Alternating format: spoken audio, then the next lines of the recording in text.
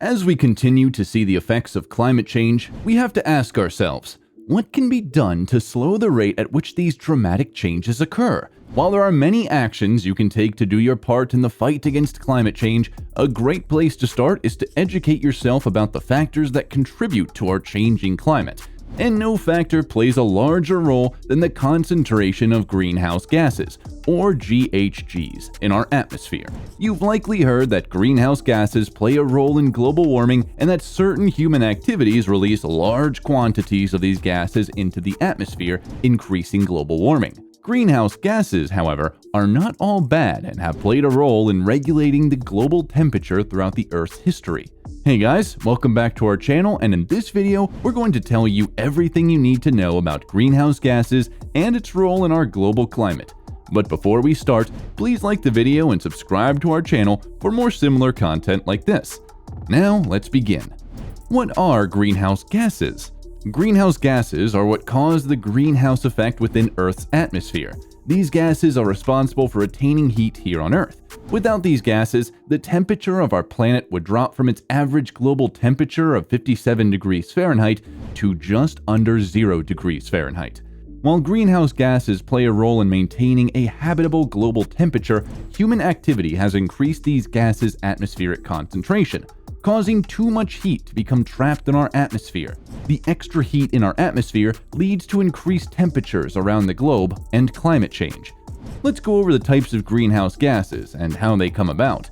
The air surrounding Earth primarily consists of the atmospheric gases nitrogen, oxygen, and argon.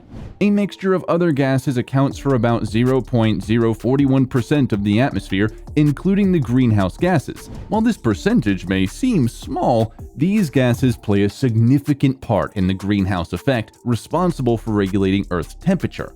These are the 6 main greenhouse gases: water vapor, carbon dioxide, methane, nitrous oxide, ozone, synthetic greenhouse gases. Water vapor, carbon dioxide, methane, nitrous oxide, and ozone have natural and anthropogenic or human-driven causes. Along with these naturally occurring greenhouse gases, a handful of synthetic gases have been emitted solely due to human activity. Most of these gases are called fluorinated gases and include perfluorocarbons or PFCs, hydrofluorocarbons or HFCs, chlorofluorocarbons or CFCs, sulfur hexafluoride, nitrogen trifluoride. So how exactly does human activity play a role in greenhouse gas emissions? Human activity plays a significant role in releasing greenhouse gases into the atmosphere. The increase of greenhouse gases in the atmosphere has contributed to rising global temperatures. Water vapor has the highest concentration out of any of the greenhouse gases in our atmosphere. It does not always directly correlate to human activity, and its amounts can vary depending on regional meteorological conditions. However, as the global temperature rises because of increases in other greenhouse gases due to human activity, the atmosphere will become more humid, ultimately contributing to an increasing greenhouse effect. Carbon dioxide is the greenhouse gas that is most emitted through human activity, accounting for around 75% of human-caused emissions. The burning of fossil fuels, including natural gas, is the primary cause of CO2 emissions. Methane has more significant warming effects than carbon dioxide, but does not remain in the atmosphere as long.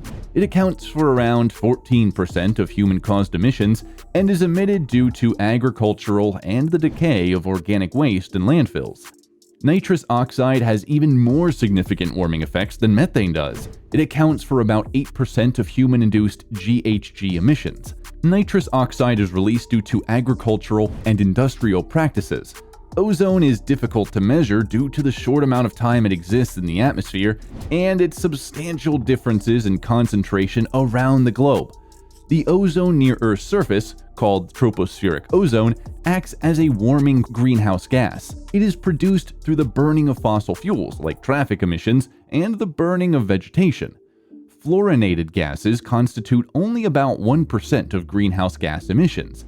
These gases are a product of industrial practices, including the use of refrigerants, and do not occur naturally.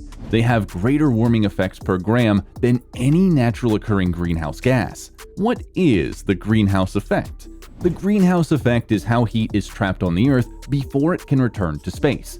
We receive radiation from the sun in the form of visible light, ultraviolet rays, and infrared radiation. Of these forms of radiation, 70% are absorbed into Earth's landmasses, oceans, and atmosphere. The rest is reflected into space by light-colored, reflective surfaces like clouds and ice.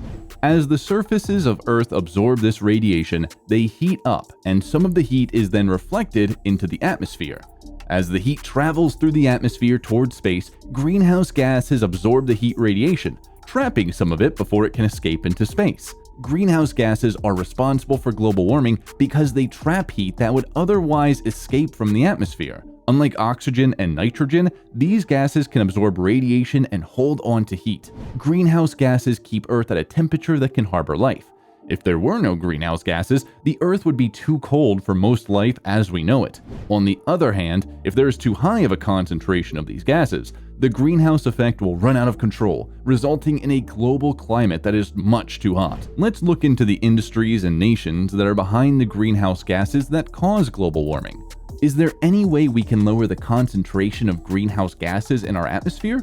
To lower the large concentration of greenhouse gases, the world needs to work together to reduce the amount of greenhouse gas emissions occurring and work toward dropping the amount to net zero or net negative. While lowering the emissions to zero or below can't happen overnight, we can continue to take strides in the right direction. Switching to clean and renewable energy can reduce emissions of greenhouse gases. Individuals can take personal responsibility and make life decisions that will help lower their carbon footprints. Options like carbon offsets can help individuals and businesses. Let's go over some of these options in more detail.